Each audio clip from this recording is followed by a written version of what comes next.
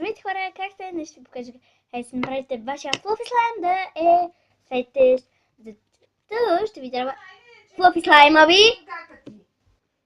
Така, вземете стъчени майки. Така, вземете, поразмачкате го маничко. След това вземете, казах ли продуктите?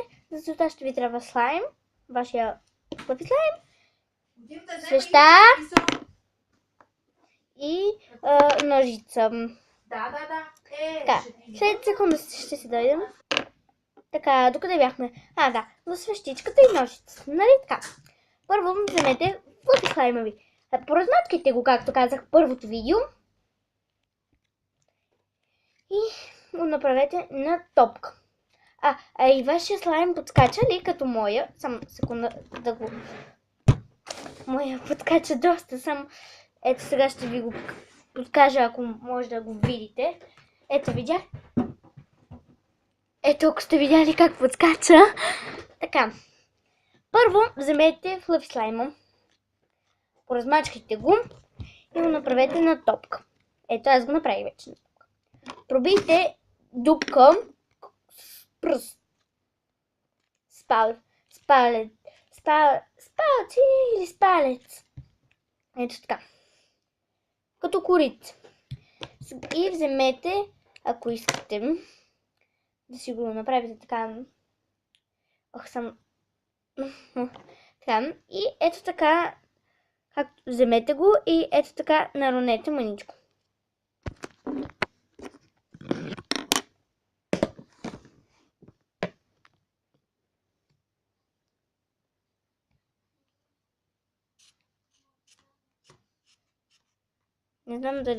Не знам дали се вижда на камерата,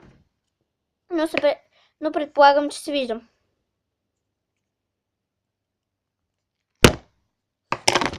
Много съжалявам, че падна така, просто ми е малко така и е доста трудничко, знаете,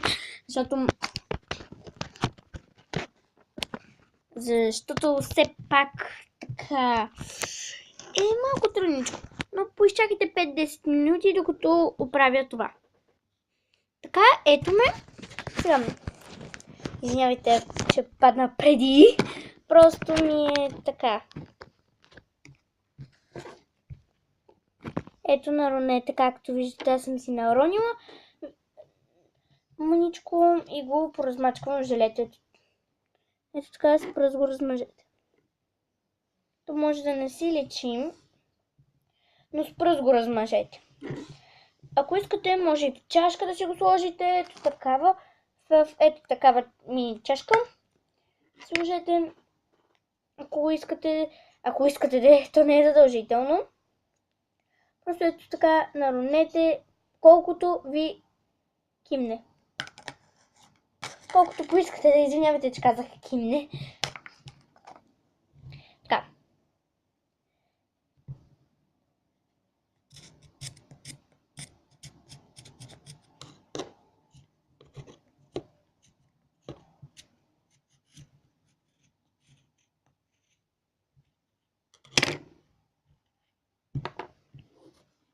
Ето така, служете, извинявайте, че много не говоря, просто не знам какво да говоря. Ето така. Нали? И го стиснете. Не го стискайте все още. Сега вземете, ако искате да е буркат. Аз искам да си сложа, но мъничко. Защото иначе ще ви остава доста по ръцете. Няма да ви е приятно. И няма. Аз ще сложа и зелено.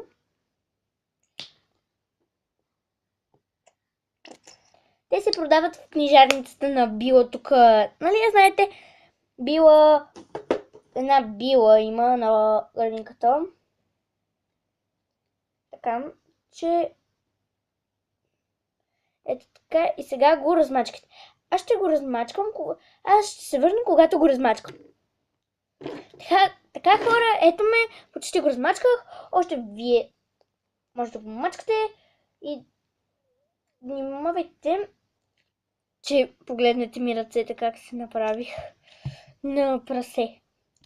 Но вие, ако искате, внимавайте, но то после се мие, така че няма смисъл. Внимавате.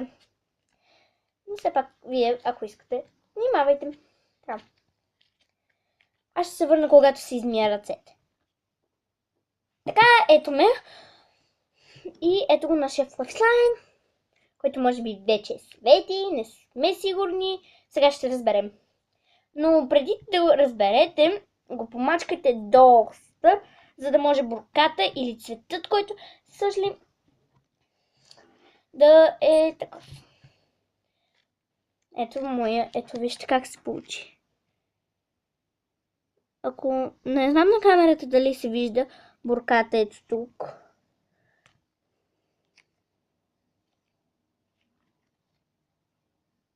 Ако го виждате... Така, но помачкайте, за всеки случай помачкайте доста дългичко. Така.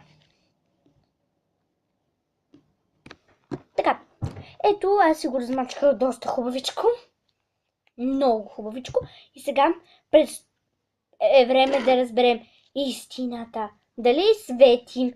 Само ще загаса телевизора, защото и той може да ни пречи. Ето. Така, сега ще загася лампата. Свети ли, хора? Чакайте.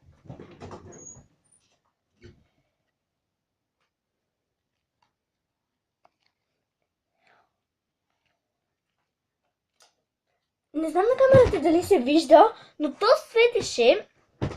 Извинявайте, хора, не знам дали се виждаше на камерата, но при мен 100% се виждаше, че свети. Така че, дайте палчета нагоре, абонирайте за моя канал и пишете долу коментарите какви клипове искате да пращам. А следващото видео, което ще направя, ще бъде как да си направите от онези рунливите пластелини. Сещате ли се? Добре, ако се сещате, дайте палчета нагоре и се абонирайте за моя канал. Благодаря!